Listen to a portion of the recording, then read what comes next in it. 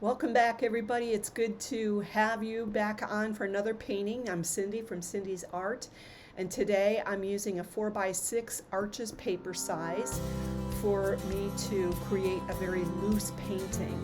And painting loose like this lets you see how water and watercolor interact with one another. The water I'm putting on this paper right now, can you see where those beads and drops of water are? They're not running down because it's dry just below where I put that water. So I started off with this line, creative line of water, and I'm simply going to dab in paint, and I'm using ultramarine blue with a little bit of Gamboge yellow, mix it together, and I'm getting this blue teal kind of color mixed up, and I'm using a marine blue in there as well. So after I've put down a few drops of this paint, let it build up, and you see those beautiful beads, I'm squirting the paper. By squirting it, water is not going to cover the entire paper. And when I do that, it allows the water to flow down, and it's more creative. And you get to see what kind of textures and how paint can mix on its own, and I think that's a great exercise to do. So I'm continuing to use this teal type of paint, and I'm going to dab it in here. The paper, you can see where it has wet, where it has water on it from where I've squirted, it's just going to continue to run.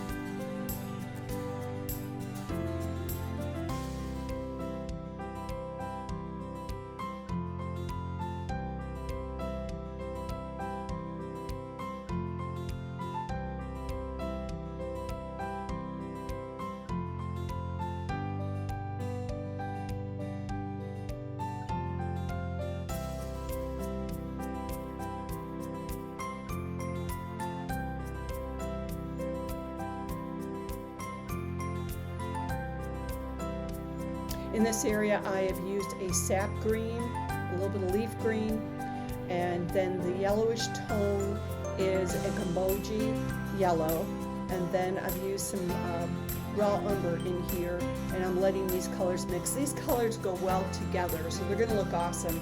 I'll wind up adding some permanent orange yellow in here. That's the name of it. I think it's actually permanent yellow orange. I'll have it down in the description for you to see, and I have provided links where you can purchase those paints on Amazon. If I list a color twice, it's because I found a better deal, or I provided a small and a larger size. I would recommend, if you're new to watercolor, buy a smaller tube of paint, so that way you can save money and you can discover which colors you really like. So we're just going to let this continue to run. I'm going to continue to add colors in. I add the darker tones mainly towards the top, and I want to let them run. I'm just playing with things. Like I said, I basically am playing with what colors I want to leave in here and how they get mixed up. So play, have fun, just try different things.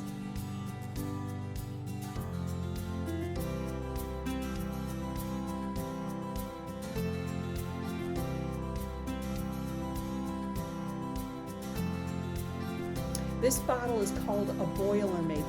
It has a very fine tip right there, and I'm squirting water out through it because I want to create some interesting lines.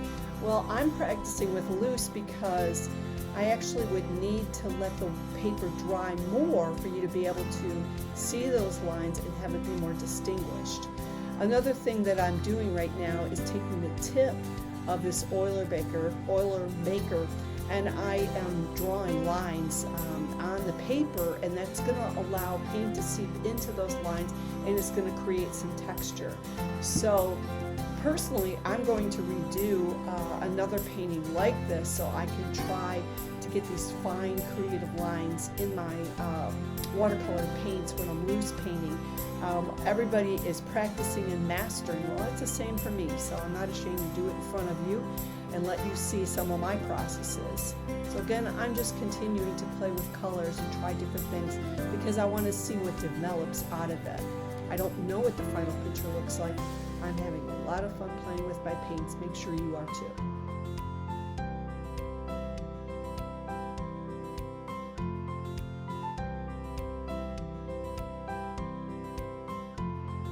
I'm squirting my paper, I'm turning it around in 360 degrees to help the paper or the colors blend together.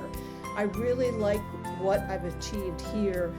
This looks pleasing to my eye, and so I'm going to begin to blot up extra paint like what I'm doing there. Adding squirts of water alone can add texture in. There's lots of ways to achieve that. And this, by squirting the paint just a tiny bit, it actually is going to create some interesting dots in there. And so I'm going to let this play around, and you're seeing me turn the paper.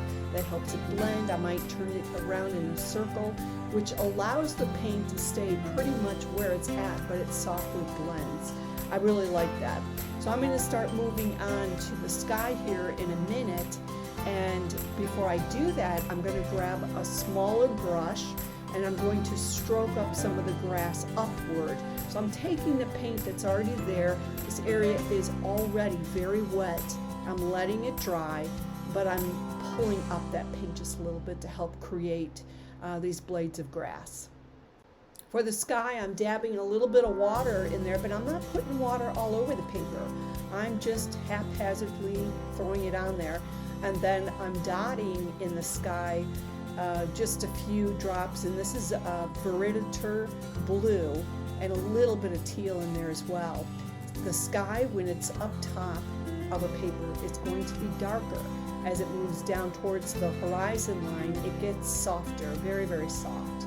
So take a look at the sky around you constantly, just so you can get your eye tuned into what you're seeing, and that will help you paint with watercolor. So I'm using a little bit of that squirt method to let the paint flow, which is going to create some beautiful clouds. And like I said, just keep playing with it.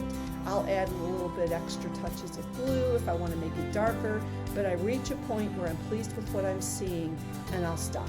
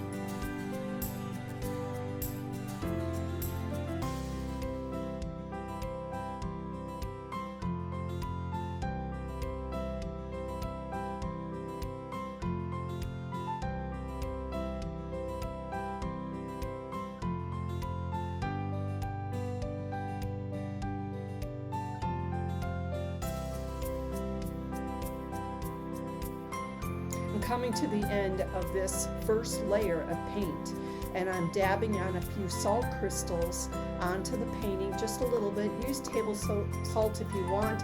I like kosher paint, and I am going to try Himalayan paint too. So I like the sky, I like what's here. I'm dabbing on a little bit extra to make some distinction with those grass panels, but then I'm going to stop and I'm going to let this dry. It's going to be super duper dry before you start adding on the next part. And when we skip to the next section here, you're going to see where those salt crystals have dried right there. Look on that right on the middle, and look at those little tiny dots and textures. That is all salt. So salt can create some beautiful texture in your paintings. It's just fun. So now I'm just going to move on and add some details according to what I see in the painting.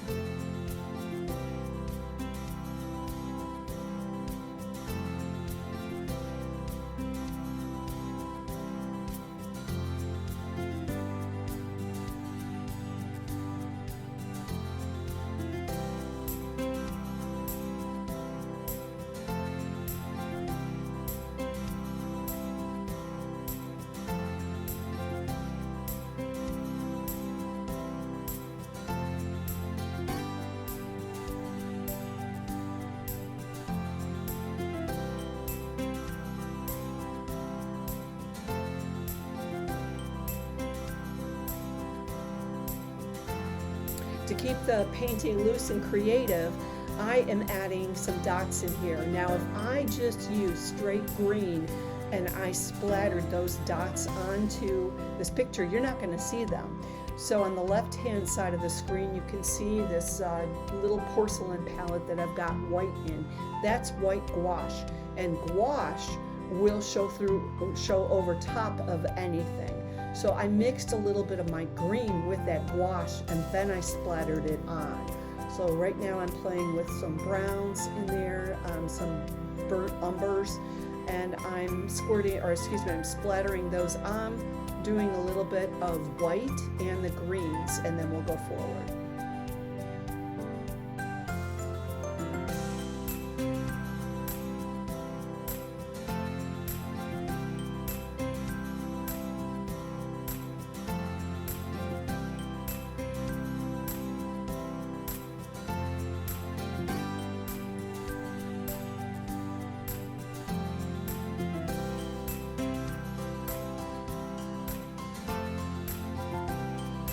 I decided I want a little bit of fence detail, and I painted in that yellow. It's not going to stay that way, but I painted in the yellow to be the part that was facing the sun, and then I put that black in there on the left hand side of the post because I want to remember that's where I want my shadow. I'm using a light amount of paint right now to create these branches. I don't want to have a lot of distinction up there because I want more of the focus to be down towards where the paint's flowing down on the right.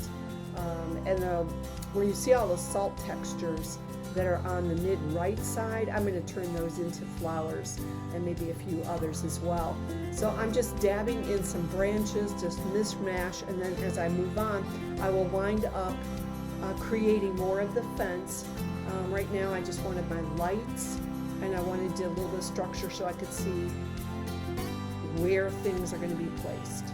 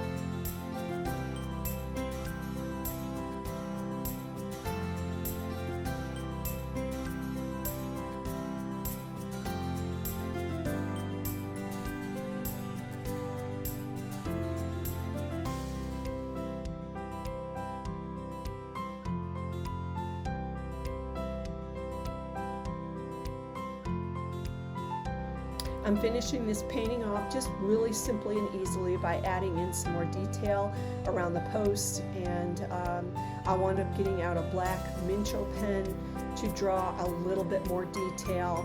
So just follow along here. I'm deciding where I want some of those flowers placed, and if I am taking those salt splashes or textures to make them into flowers, I'm putting a dot in the middle of them so it kind of distinguishes them as a flower. So let's continue on.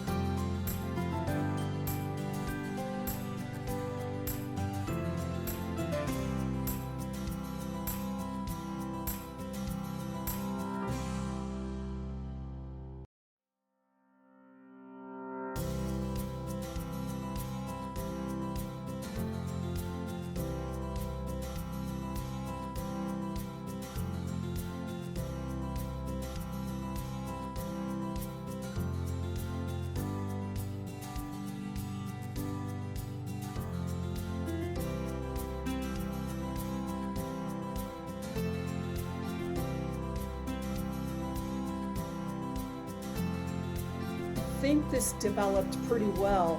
We're coming to an end, and play with yours, see what you come up with. I would love to see your work. You can do that through Instagram, Facebook, and there's probably a few other ways. I'm on Patreon teaching lessons, so please join me for more videos. Subscribe if you have not subscribed. Thank you to all of my subscribers and patrons who have supported me doing these lessons for free, and I look forward to seeing you the next time.